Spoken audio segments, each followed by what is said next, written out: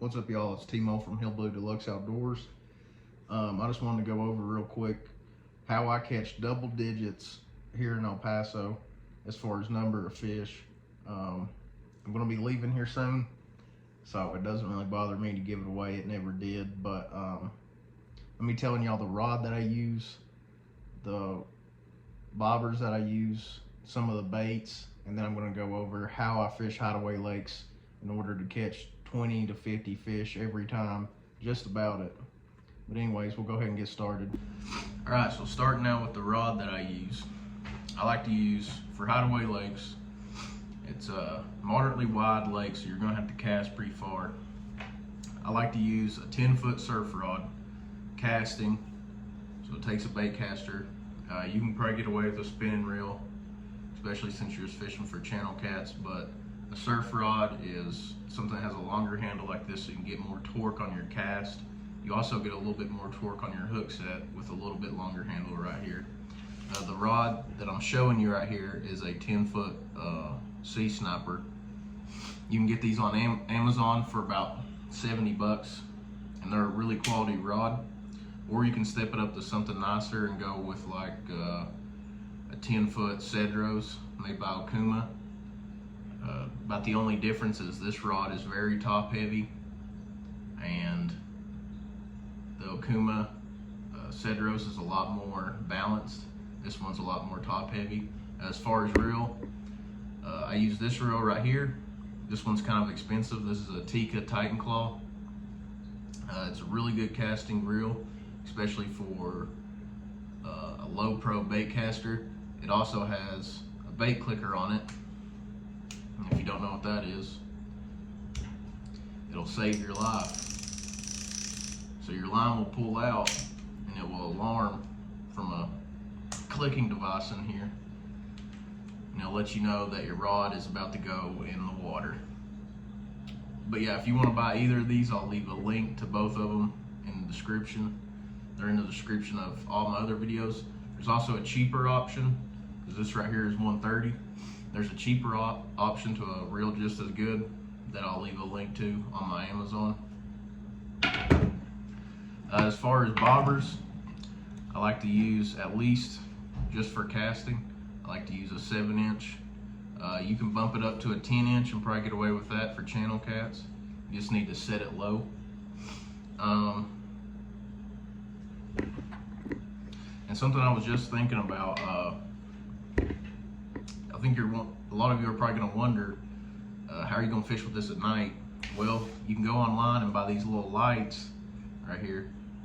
You don't have to buy these exact ones. They sell big crazy LED ones that are about that thick, but these right here, you just pull them out and they'll turn on. Black tape right here. Then there's some that take like a watch battery. I like these ones right here.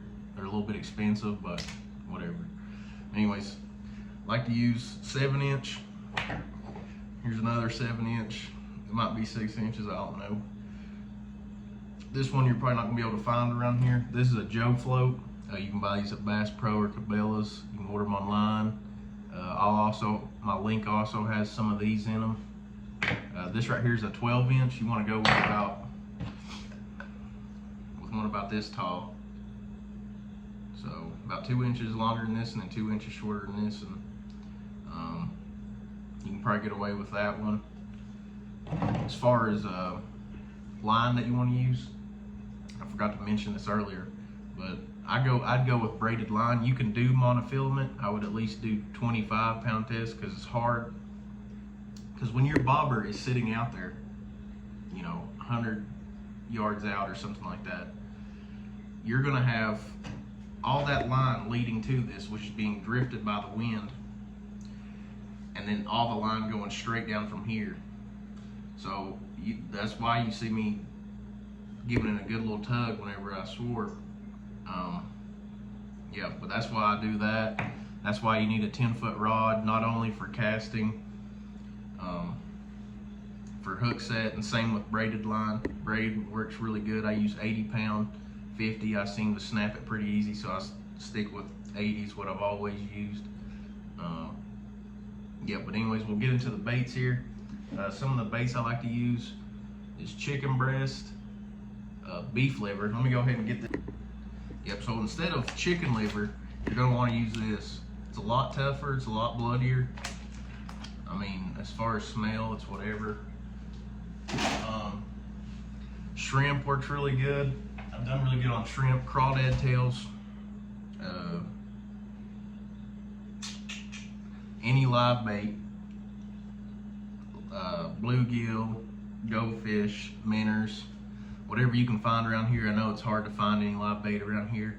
If you can catch one and you're willing to sacrifice it, you're not too worried about taking some home to fish, and you stay within your limit, I would say that it's fine to go ahead and cut up a catfish.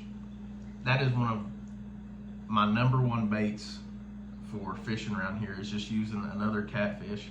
And also trout. I don't know what the legality of that is here, of fishing with trout from Escarate, but I cannot confirm or deny whether I've done that or not. Also carp. Carp works really good. It's just hard to cut. Needs you a good sharp knife, maybe shredded. Anything like that, the guts in them, you can use the guts, you can use the fillets, anything like that. But anyways, I'm gonna go ahead and meet y'all at the TV, and we'll go over how I fish the lake itself.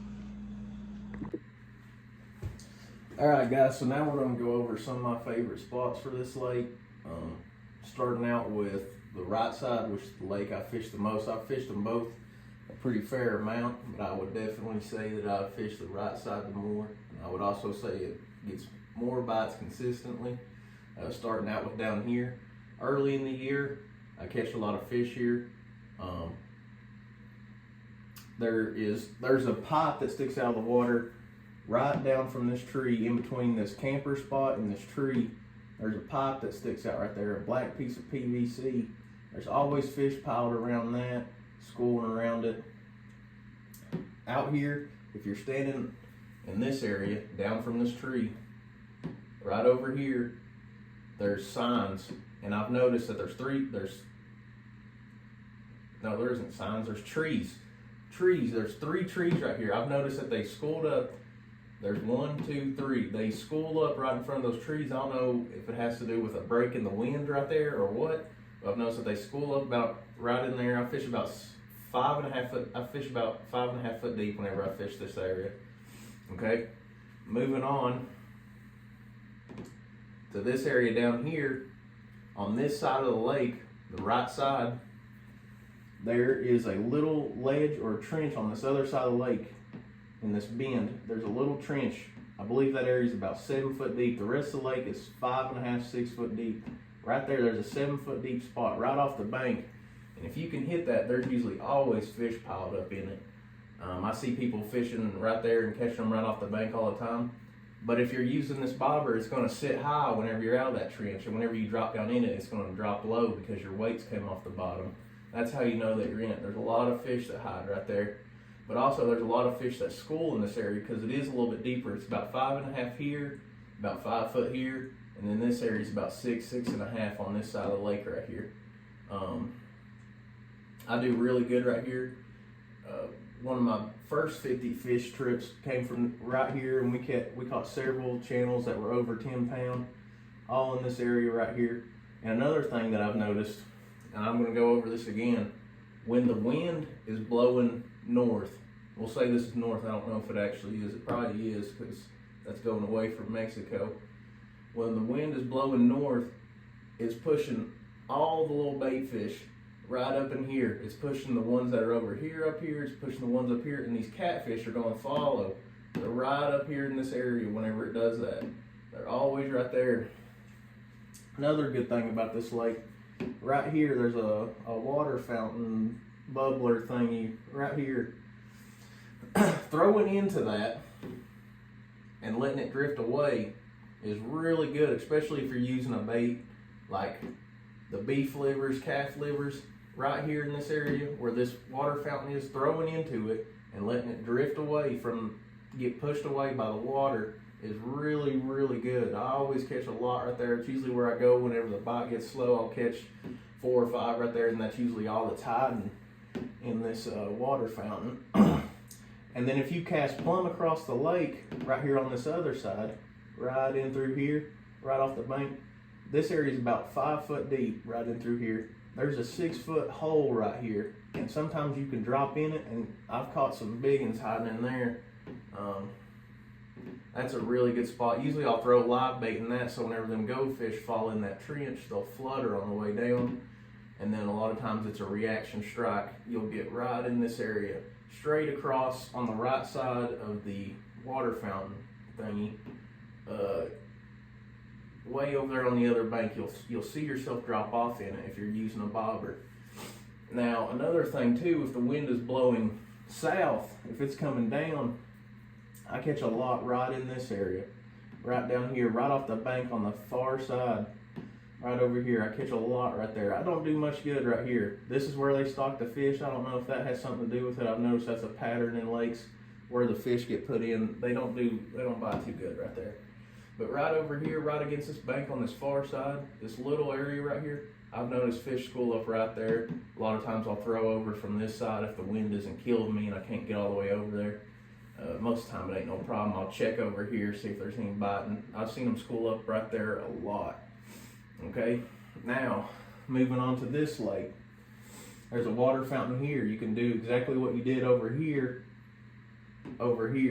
at this water fountain. You can do the same thing. I haven't got as good as results as I have over here, but I have caught some fish here. Going on with that, there's some good things about this lake right here. I've caught the fish out of there, even though it is only 4 foot deep. It's only 4 foot deep, and that's pretty much standard all the way around. This side being somewhat deeper by inches, but that don't even matter. Over here, there's also a pipe that sticks out, a piece of black PVC sticks out of the water right here.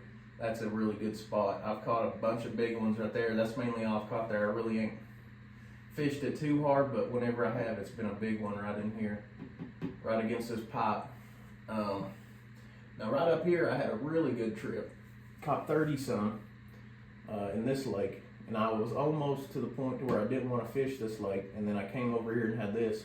Once again, I had a north wind coming up in here, and this area right here, I was fishing right here at the island and casting over here towards this bank. These fish were up in this right side area, because most of the time the wind blows this way. Blows a little bit north and to the right, you know what I'm saying? Right here in this area was absolutely fire. In the wintertime, using live bait. Live bait in the wintertime is a very rare thing. And they were absolutely destroying it. And what I was doing was I was letting my bobber glide with the wind, and wherever it landed, that was good. And from half of the lake to about, what is that, 230, it was just fire right here. 3 foot deep. 3 foot deep, that's what I was doing. The reason why I fish 3 foot deep in a 4 foot lake is because catfish's eyes are on top of their head. So they're going to see these live bait above their eyes. That's why you don't want to fish 4 foot deeper on the bottom. They ain't going to see nothing. They might smell it, but believe it or not, catfish do bite off reaction. Yeah, but that'll conclude the video. I hope this helps some of you guys out. I get a lot of people asking me whenever I go fish and they see me catching all these fish out here, how I'm doing it and stuff. So I just wanted to go ahead and drop this video, going into a little bit more depth and maybe how I set up my bobber rigs, went. I understand that a lot of these guys from Kentucky that might see this in Ohio that fish this way, I understand a lot of you guys know how to do this and you might have a better way to do it. But I just wanted to drop this video to help some of these guys out. But anyways, hope you guys learned something. And if you liked the video, like it and that stuff, or let me know in the comments if you didn't like it. But anyways, y'all have a good one.